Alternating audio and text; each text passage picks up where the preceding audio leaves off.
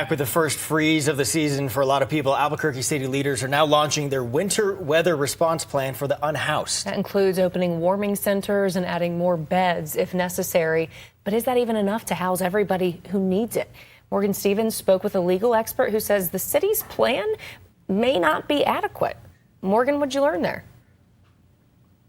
Tessa, Trevor, the first freeze is here, and the city of Albuquerque is all hands on deck to make sure people have access to warming shelters. And they're making big changes to bring more beds into a renovated Gateway West Center after last year's 11-day cold snap.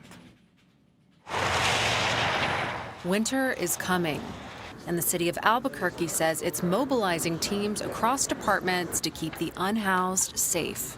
City officials said capacity grew at Gateway West by 70 beds to sleep 720 people.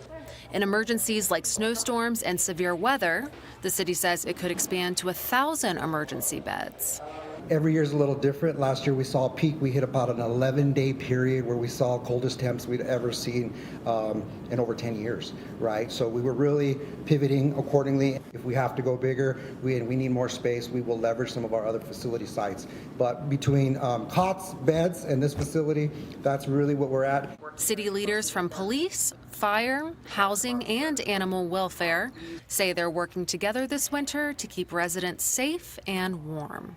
The city's policy for encampment sweeps states that they must have available beds to go through with it. However, the ACLU of New Mexico is defending a class action lawsuit, arguing the sweeps are happening without that availability and that current shelter capacity is inadequate. Even 1,000 would be woefully inadequate. The point in time count, the last point in time count, I believe it was in the thousands. If you're taking people's only means of staying warm and throwing it away, you are creating a danger that is reckless and inhumane.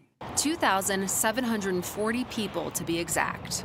Meanwhile, one study from the New Mexico Health Department claims the actual number of homelessness in our state is likely 2 to 4 times higher. And a note for our furry friends, the city says it'll accommodate those with pets to make sure there's no hindrance to seeking shelter and getting both of them to warmth and safety. Meanwhile, KOB tried to speak directly with the city of Albuquerque today to ask questions about encampment sweeps and shelter prep, and we're told they didn't have time. Back to you.